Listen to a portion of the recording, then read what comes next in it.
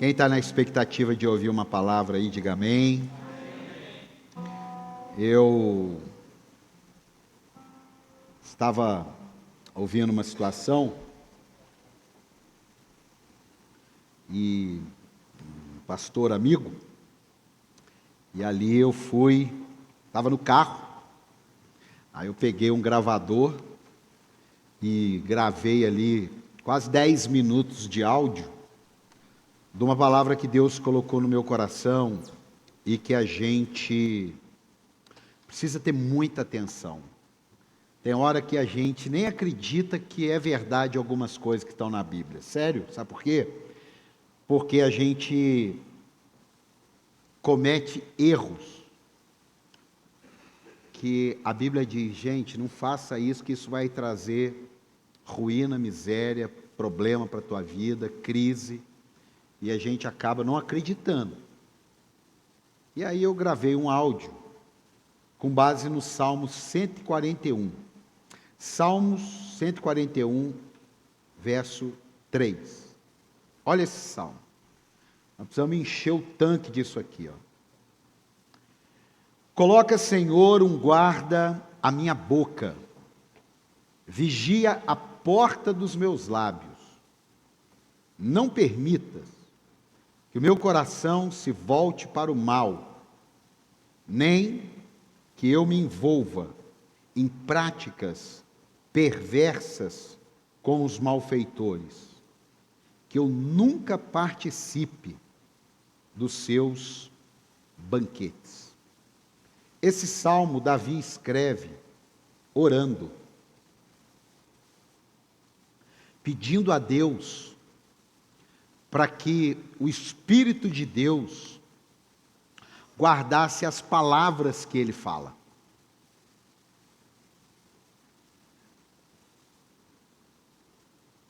Por que guardar as palavras do que ele fala? Porque quando a gente está irritado, nervoso, estressado, quando nós estamos levando a vida espiritual muito no campo do mecanismo, a gente tem uma tendência de liberar coisas da nossa boca que depois não só nos arrependemos por ofender alguém, mas como também podemos criar um futuro indesejado. Você amaldiçoa seu salário, você amaldiçoa seu carro, você amaldiçoa a igreja, você amaldiçoa seu líder, você amaldiçoa sua família, você amaldiçoa o pastor. Então Davi está dizendo assim, Deus, me ajuda a não me enrolar mais do que o necessário através da minha palavra. É como se Davi dissesse assim, deixa só o inimigo me atrapalhar. Não me deixa contribuir com o inimigo. Porque você sabe que tem gente que contribui com o inimigo com as suas palavras, sim ou não? Aqui não. No café, na igreja, na conversa com o apóstolo, mas no carro, com a esposa, em casa, no futebol, com os amigos, no trabalho, na rua, na família, pode ser na escola, pode ser que está faltando guarda ali, está faltando vigia ali. Aí eu peguei esse salmo e comecei a falar algumas coisas. Eu precisava pôr um tema, eu gosto de pôr um tema. Aí eu coloquei 2 temas. Eu coloquei um tema para os mimizentos. Silencie sua alma. Esse é o tempo que é mimizento. Qualquer coisinha fica dodói. E eu coloquei um tema para os que são mais fortes, que é cale sua boca. Então você pode escolher qual o tema que você quer na mensagem. Cale sua boca ou silencie a sua alma. A questão é que a expressão calar a boca, ela tem uma parte ofensiva. Uma pessoa está falando, você fala, cala a sua boca, conota uma humilhação para aquela pessoa. Mas eu, estudando sobre a expressão calha a boca, ela também tem a ver com autoridade. Então, talvez, alguns aqui estão precisando não silenciar a tua alma, mas calar a boca mesmo. A palavra é essa. Está precisando trazer uma autoridade para a vida dela, para as emoções dela, e que só um cala-boca resolve. Nós vamos ver que a Bíblia é repleta de cala-boca, inclusive de Jesus. Nós vamos ver isso na Bíblia.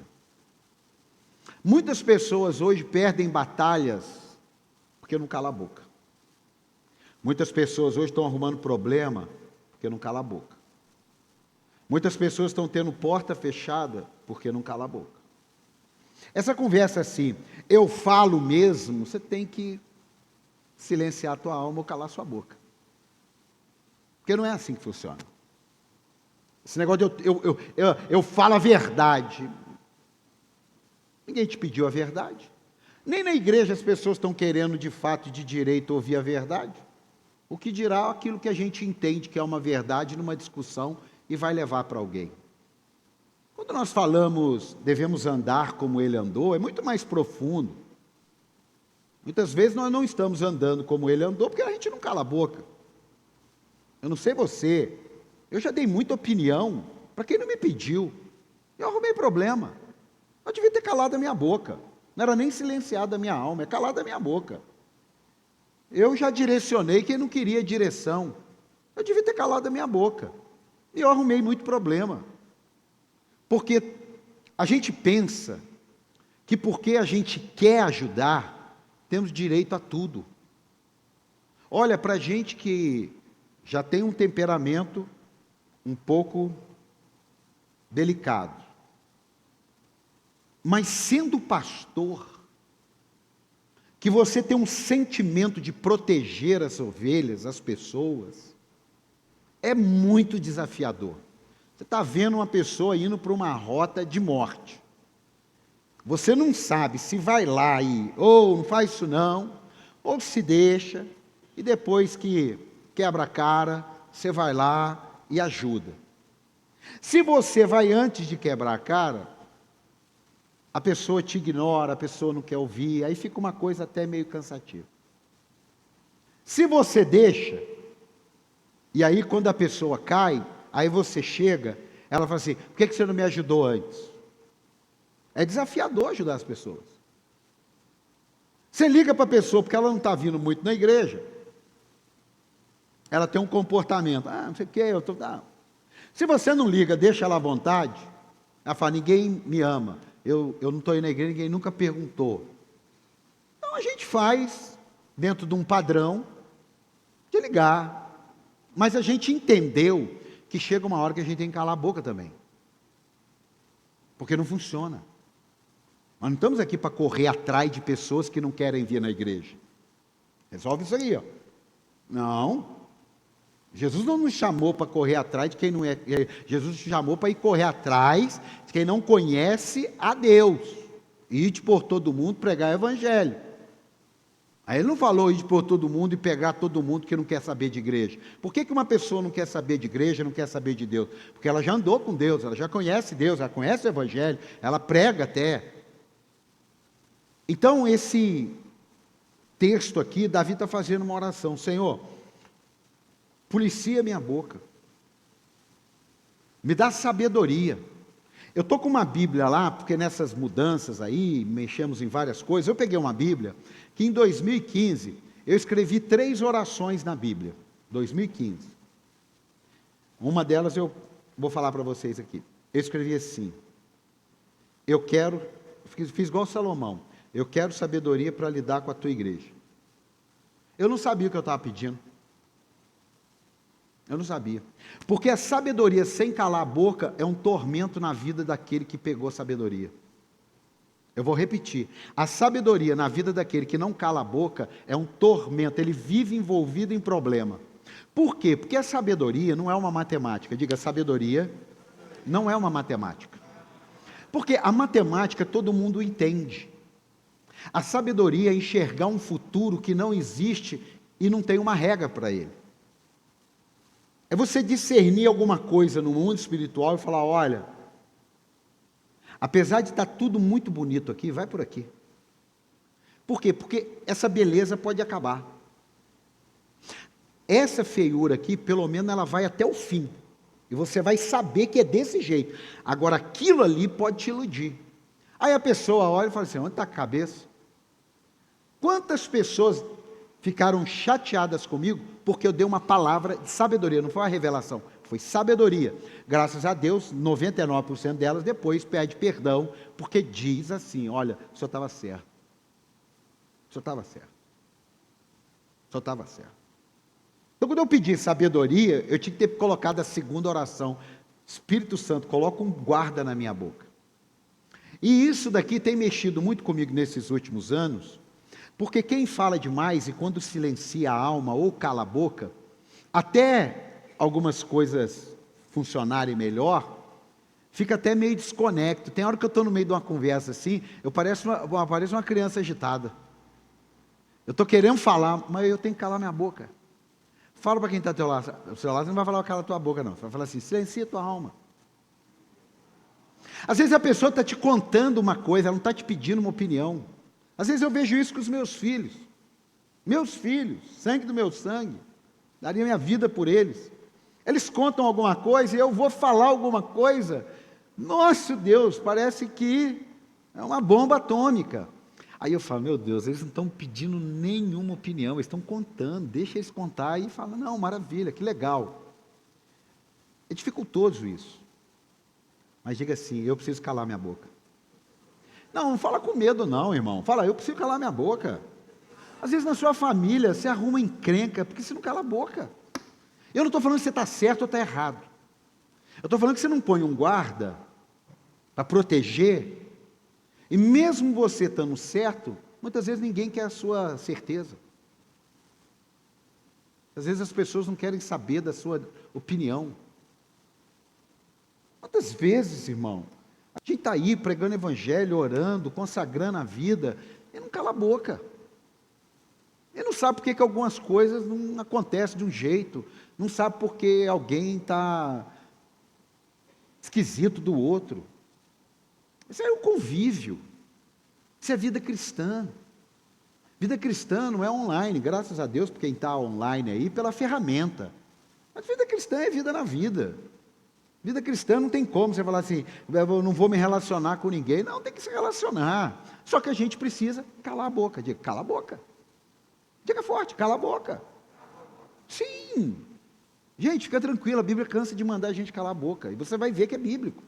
O tema calar a boca é para chocar você mesmo, quer ser acordado aqui. Mas um tema para a sociedade, silencie sua alma. Mas na mensagem nós vamos colocar cale sua boca. Não vamos colocar silencie sua alma, não fica muito leve. Cala sua boca. Aí depois ele assiste a mensagem e ele vai entender. Olha aqui, a gente não cala a boca, aí as palavras, ao invés de ajudarem, atrapalham a gente. Sim ou não? Sim ou não? Sim.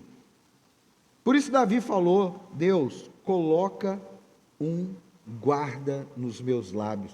Olha Tiago 3,2, que também fala sobre a nossa boca. Todos tropeçamos de muita maneira. É verdade ou não é? Nós temos várias maneiras de tropeçar, sim ou não? Agora escute. Se alguém não tropeçar no falar... Gente, olha aqui. Tiago está dizendo assim, gente, nós vamos tropeçar de milhares de maneiras. Mas se alguém não tropeçar no falar, é como se Tiago tivesse assim, ó, tudo que você tropeça não é tão importante quanto não tropeçar no falar. Aí, ó, se alguém não tropeçar no falar, tal homem é o quê? Não, é o quê? Olha que visão. Irmão, perfeito não é fazer tudo perfeito. Perfeito não é agradar todo mundo sempre. Perfeito, Tiago está dizendo, é só você refrear a tua língua. Fala mais forte, cala a boca. Tem alguém aqui ou não?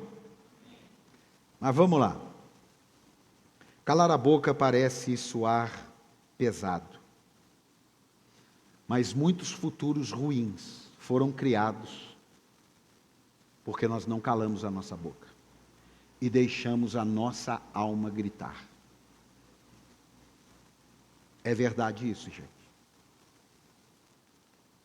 É verdade isso. Essa história, eu não quero entrar nessa linha do poder das palavras, eu quero falar do que se fala no geral, mas eu tenho algumas experiências muito positivas de falar coisas boas, mas eu não observei, por causa da minha alma, eu tive algumas experiências bem negativas por não calar minha boca.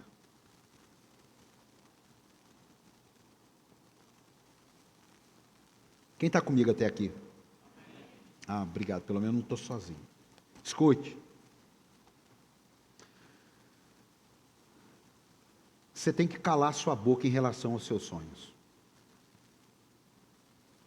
É sério isso. Talvez você está numa campanha de oração por algumas portas que não se abrem, alguma coisa que fica enroscada. E Deus me trouxe aqui hoje, me parou o carro, me fez gravar um áudio. Eu não sou de fazer isso, me fez gravar um áudio. Cala a sua boca em relação aos seus sonhos. E eu vou te ser mais profundo. Dependendo do estágio do seu sonho, nem para os seus filhos você deve falar nada. Eu vou repetir porque eu vi que vocês ficaram assustados. Dependendo do estágio do seu sonho, nem para os seus filhos você deve falar nada. Sabe por quê? Porque pode ser que aquilo dali foi só uma ideia.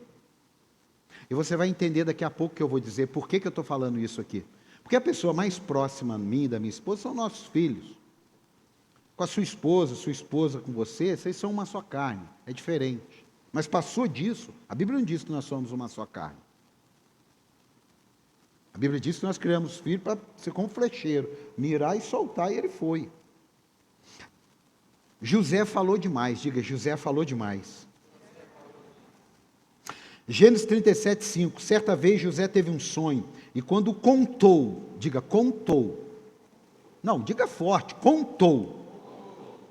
O problema não foi ele sonhar, foi ele contar. O problema do sonho foi zero. Sonhei, guardei, deixei, igual o anjo falou para Maria. Maria, o Espírito Santo de Deus te envolverá, descerá sobre ti e conceberá. Só que é o seguinte, ó. Zacarias chegou falando demais, ele, cala a sua boca. Está na Bíblia ou não? Só vai voltar a falar agora quando nascer o bebê. Você vai atrapalhar o projeto, vai falar demais. A única coisa que você vai escrever é o nome da criança. É a única coisa. O resto, boquinha calada. Às vezes a gente expõe demais a nossa vida. A pastora gosta, né, do negócio de temperamento e tal, e eu fui descobrir isso velho já, mais de quase 50 anos de idade, que eu fui dar atenção para esse negócio, e eu fiquei assustado que eu estava conversando com uma advogada, 50 e poucos anos, e ela nunca ouviu falar sobre os 4 temperamentos. Pastora, tá aí, eu acho que a gente falar uns 4 quarta-feira aí, cada quarta falar sobre um temperamento, hein? Tem na escola do crescimento também, né? Às vezes você está com um desejo tão grande. Eu fui estudar sobre esse negócio porque eu gosto de falar. Eu gosto. Eu falo, hoje, de uns poucos anos para cá, mudei muito. Mas eu ainda quero mudar mais um pouco. Mas eu sempre fui de falar muito. E eu descobri por quê. Porque quando você fala de um sonho, de algo que você quer fazer, o seu corpo, o seu cérebro reage como se você já tivesse feito. Só que tem um detalhe, você não fez porcaria nenhuma ainda. E você falou para um monte de gente, um monte de coisa que você tem vontade de fazer. Sabe o que você criou? Um monte de senhor da tua vida, para quando encontrar com você dizer assim, e aí, você fez aquele curso que você falou? E aí, você fez aquela viagem que você comentou? E aí, você começou aquele negócio que você falou, como de... Eu não sei porque tem um ditado, fala pelos cotovelos, acho que é porque o cotovelo não tem boca. E aí você falou por algo que nem boca tem, não tem outro sentido, sei lá. Fala pelos cotovelos. Quem já ouviu essa expressão? Fala pelos cotovelos. Então, por isso que eu estou dizendo para você, cale suas bocas em relação a seus sonhos. Ninguém está interessado nos seus sonhos, irmão. Olha, eu li um negócio que é sério mesmo, eu falei, meu Deus do céu, nunca olhei por esse prisma. Dificilmente uma pessoa tem inveja do Neymar. Dificilmente uma pessoa tem inveja do Elon Musk. Dificilmente uma pessoa tem inveja do Bill Gates. Sabe por quê? Porque a inveja pura, de fato, de direito, ela está ligada às pessoas próximas a você. Ela não está ligada à vitória de ninguém, ela está ligada à vitória de alguém próximo a você. Gente, presta atenção nisso aqui, deixa o Espírito Santo ministrar no teu coração. A inveja de fato e de direito, a raiz da inveja, ela não tem a ver com quem está longe da gente, ela tem a ver com quem está próximo da gente. E não tem a ver com comprou uma Ferrari, tem a ver com trocou a bicicleta. O pastor Jeff deu testemunho que trocou a moto dele. Pô, pegou dinheiro, pegou papagaio, vendeu arroz e não entregou, fez um monte de coisa para trocar de moto. Quando ele chegou na fábrica, uma pessoa falou para ele, como? Agora que é pastor, está até comprando moto. Irmão, pastor está aí vendendo moto, vendendo carro. Irmão, coloca a mão na sua boca assim, ó. Eu quero profetizar, o Espírito Santo está colocando um guarda na sua boca em relação aos seus sonhos. Dá um aplauso ao Senhor aí. Isso aqui, a gente está lá na igreja, está servindo a Jesus, aí a gente começa a entender porque Davi pede para pôr um guarda na boca dele. A gente precisa calar a boca em relação aos outros.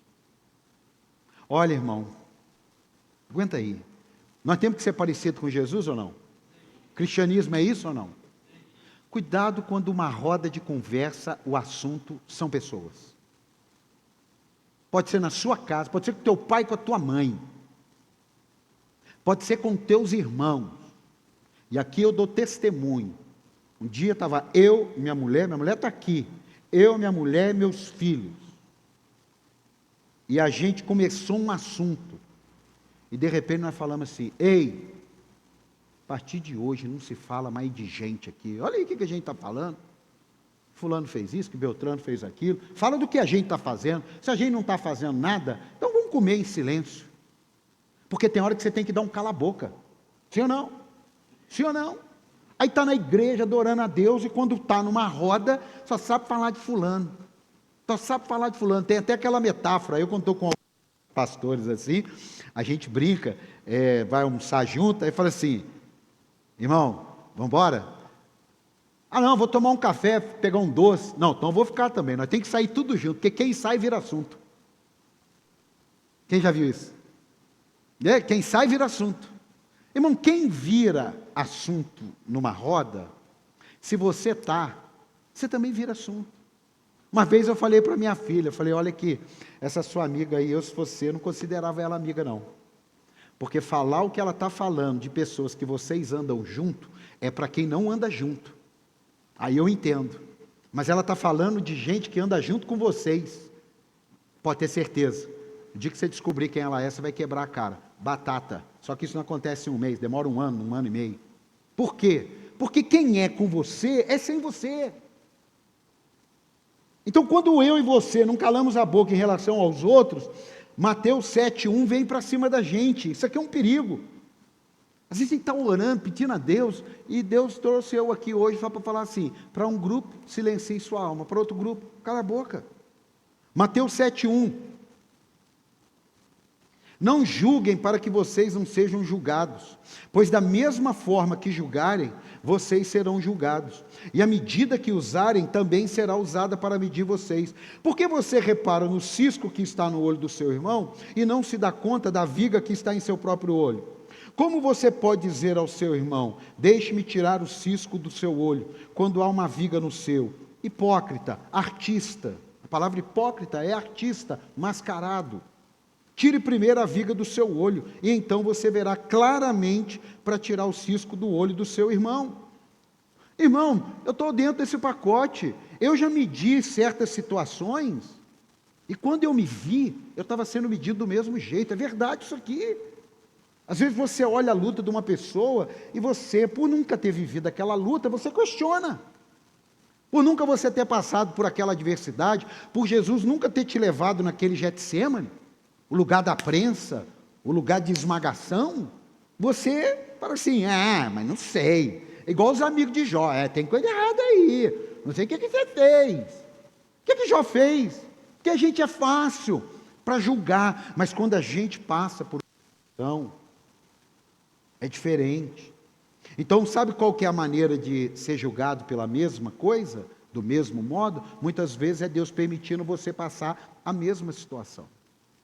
Eu já falei aqui, eu já acho que eu contei já um tempo atrás aí, meu filho tinha 10 anos de idade, e ele falsificou a assinatura do boletim. A minha esposa teve um tipo de visão para ele, eu tive outro. Por quê? Porque eu também já tinha falsificado a assinatura. Você falsificou também, pela cara sua você falsificou, fala a verdade. Você fez pior. Eu vi aqui, o Espírito Santo falou: olha para o Abner que ele vai pedir perdão. Então, quando você já viveu uma situação, você fica diferente para julgar. E quando você não viveu, é outro papo. Então, muito cuidado em não calar a sua boca quando for julgar alguém. É muito triste. Olha, irmão, quem convive comigo mais de perto aqui, pode observar. Eu tenho que falar com a minha liderança de gente. Eu tenho que falar. Tenho que falar. Na minha casa, as únicas pessoas que eu tenho que falar com a minha esposa são meus filhos. O restante não nos interessa. Se alguém viajou, se alguém não viajou, se alguém comprou um carro, se alguém vendeu um carro, se alguém comprou uma casa, se alguém vendeu uma casa. Isso não nos interessa. Eu quero saber dos meus problemas. E quando você começa a ter essa perspectiva, você começa a literalmente calar a boca para certos assuntos. E se você cala a boca para certos assuntos numa roda onde está todo mundo falando, você vai ter que ter uma maturidade muito grande. Porque eles vão falar: e daí? Não, você está esquisito. Não, eu não estou esquisito. Eu vi uma mensagem que manda a gente calar a boca em assuntos como esse. Então, não estou esquisito. Tem alguém aqui? Tem alguém aqui? Gente, se a gente vai ficar aqui 12 horas domingo, amém, amado? Não vai acabar, a gente podia ficar 120 horas, não acaba o que a gente tem para pregar, para Deus trabalhar na gente, mas aquilo que a gente vai recebendo, deixa o Espírito Santo trabalhar. Posso ouvir um amém ou não? Isso aqui, meu irmão, vou até tomar um gole de água. Eu não sei você, mas como que eu já tomei bomba nisso? Porque a gente tem que melhorar e crescer. Eu não nasci sabendo tudo. Tem coisa que eu fui aprender com quase 50 anos. Tem coisa que eu ainda não aprendi e eu estou aprendendo ainda. Cale sua boca em relação às expectativas que o outro deve fazer. A gente é bom para criar expectativas do que o outro deve fazer. E a Bíblia não fala nada disso. Eu pensei que você ia fazer isso. Quantos problemas eu já vi, quantos problemas eu já vivi na expectativa do outro. Por exemplo, eu estava lá em Israel, estourando míssil, aquele negócio todo e tal, uma sensação horrível. Quando eu me vi, eu comecei a fazer uma lista de pessoas que não me mandaram uma mensagem. Sério. No dia de ir embora, falei: caramba, deixa eu ver aqui, pessoas que, fulano, Beltrano. Na hora eu falei: olha que idiotice que eu estou fazendo. Olha que idiotice. Aí eu me lembrei de um texto. Por isso que eu tive que gravar o áudio para eu não esquecer. Eu falei assim, eu estou com uma síndrome naamânica aqui. Que está lá em 2 Reis 5:11. Coloca para mim. A síndrome naamânica. Eu inventei ela anteontem. Naamã ficou indignado e saiu dizendo, eu estava certo de que ele, você não está certo em relação a ninguém.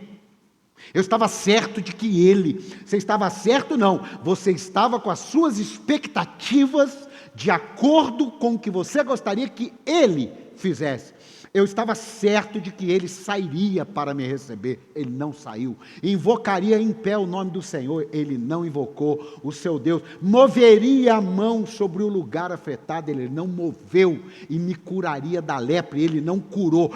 Todas as expectativas de Naamã em relação ao outro foram frustradas. Ele não fez nada daquilo. Eu quero dizer, uma das maiores lepras que Naamã tinha, ninguém fala, era essa lepra da expectativa do que o outro tinha que fazer. Talvez por isso, Deus moveu o profeta, você não vai sair daí, você vai mandar um recado para ele, e ele não vai mergulhar no rio que ele poderia mergulhar. Ele vai mergulhar no rio que eu vou mandar ele mergulhar. E a Bíblia diz que ele saiu indignado. Sabe o que eu descobri? Tem hora na nossa vida que a nossa indignação é pela sua expectativa do que eu deveria fazer. A minha frustração é na minha expectativa do que você deveria fazer.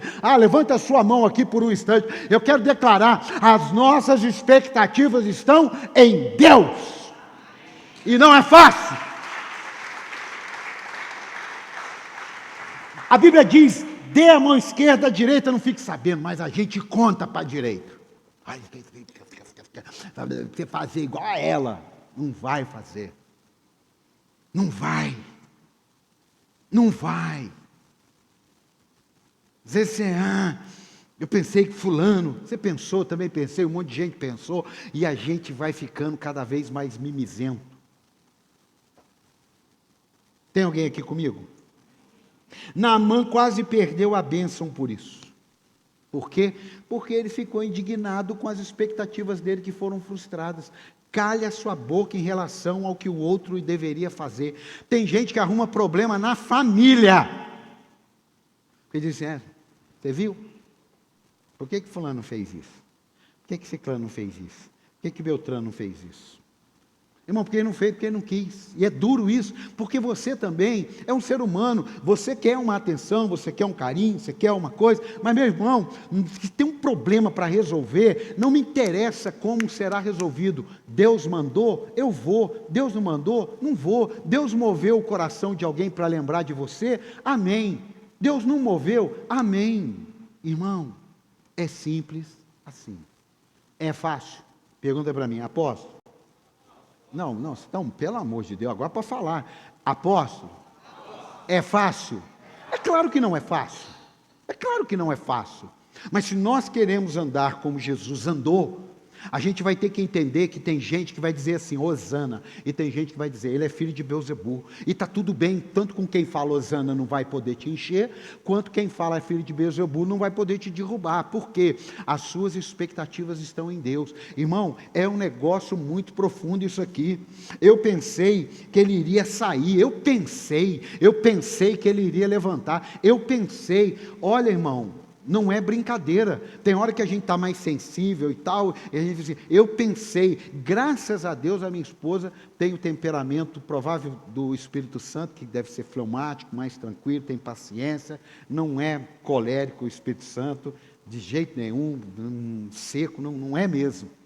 Mas escute, quantas vezes eu fui falar para ela, mas eu pensei isso aqui. Mas você não tem que pensar, cada um é de um jeito. Eu fico possesso nessa hora.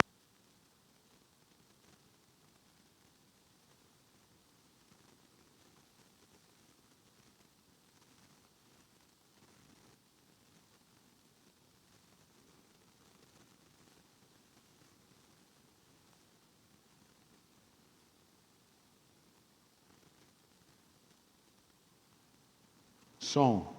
Voltou? Voltou. Olha só. Onde que eu estava? É. Com processo de De raiva só, não é de demônio não. Assim, poxa, mas eu pensei. Então, é isso aqui, ó. Quem já pensou alguma coisa e se irritou? Ah, que maravilha, aleluia. Pensei que era só eu. Escute. Enquanto esperamos e falamos o que o outro deveria fazer, teremos uma vida de muitas dores, feridas abertas. Mas quando alinhamos com a palavra de Deus, que devemos calar a nossa boca em relação às expectativas do outro, Deus muda a nossa história. A hora que um amigo dele chegou e falou: meu amigo, pelo amor de Deus, para de falar isso. Se ele te pedisse dinheiro, te pedisse teu carro, você não dava, dava. Então vamos fazer o que ele falou? Aí ele calou a boca e foi fazer. E ele foi curado. Levante sua mão aí, levanta. Eu quero declarar, tem coisas que nós vamos parar de falar e nós vamos fazer o que Deus mandou e o milagre vai vir na nossa direção. Eu estou crendo nisso. Só quem está pegando essa palavra, melhor isso aí. Mistura com glória, pô. Me ajuda aí. Caminhando para o fim. Aqui, ó. Não sei você. Cale sua boca em relação ao que Deus disse. Vamos repetir? Eu devo calar a minha boca em relação ao que Deus disse. Tinha 12 pessoas. Você não vai ler agora, mas... Não, vamos ler. Números 13 e 30. Números 13 e 30. Então Caleb fez o quê? O povo? Caleb fez o quê? O povo?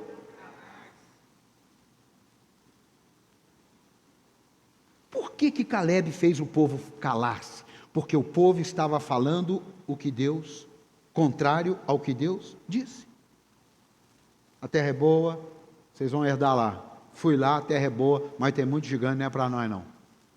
Irmão, quem te diz que o que Deus mostrou para você tem a ver com você? Tem a ver com Ele.